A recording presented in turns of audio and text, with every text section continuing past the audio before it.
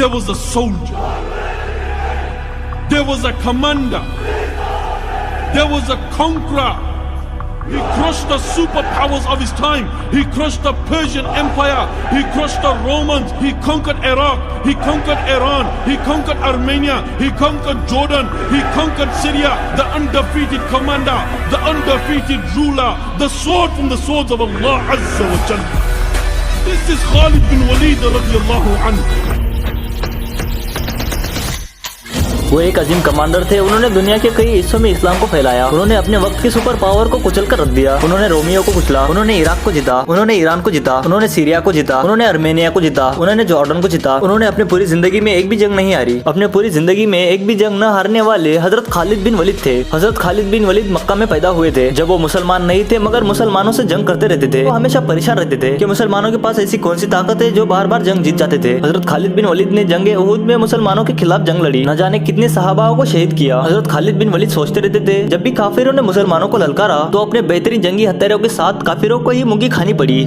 اس بیچ حضرت خالد بن ولید کو ان کے بھائی کا خط ملا جس میں انہوں نے کہا, اے خالد, رسول اللہ نے آپ کے بارے میں مجھ سے پوچھا کہ خالد کہاں ہے. میں چاہتا ہوں کہ آپ اندھیری دنیا سے نکل کر اسلام کی روشنی میں آ جائے. دوستو, اس خط کا حضرت خالد بن ولید پر ایسا اثر ہوا کہ انہوں نے ترنت رسول اللہ صلی اللہ علیہ وسلم کے پاس آ کر اسلام قبول کر لیا. اور نہ جانے کتنی سینکڑوں جنگیں اسلام کی خاطر لڑی اور ہر جنگ میں فتح نصیب ہوئی, کیونکہ رسول اللہ نے آپ کو سیف اللہ یعنی اللہ کی تلوار کے لقب سے نوازا تھا. اور اللہ کی تلوار کو کوئی بھلا کیسے توڑ سکتا ہے؟ بالکل نہیں. حضرت خالد بن ولید نے جیسے ہی اسلام قبول کیا ویسے ہی مسلمانوں کو موتا کی جنگ کے لیے بھیج دیا گیا. اللہ کے نبی نے اس لشکر کو روانہ کیا اور فرمایا کہ جنگ میں تمہارا عامر زید بن ہرشہ ہے, اور اگر زید شہید ہو جائے تو اپنا عامر جعفر کو بنا لینا, اور اگر جعفر بھی شہید ہو جائے تو اپنا عامر عبداللہ بن روا کو بنا لینا, اور اگر عبداللہ بھی شہید ہو جائے تو تم اپنی مرضی سے کسی کو بھی عامر بنا لینا. موتا اور مدینے کے بیچ میں 700 میل کا فاصلہ تھا, اور رومیوں کی تعداد 1 لاکھ تھی اور مسلمانوں کی تعداد صرف 3000 تھی. ایک کے بعد ایک تینوں صحابی شہید ہو گئے. تب ایک صحابی ثابت بن اکرم, انہوں نے آگے بڑھ کر جھنڈا اٹھایا اور کہا کہ کون اس جھنڈے کو تھامے گا؟ سب نے کہا کہ آپ ہی تھام لو, اور ثابت نے فرمایا کہ نہیں, میں نہیں اٹھا سکتا. تب ایک آواز آئی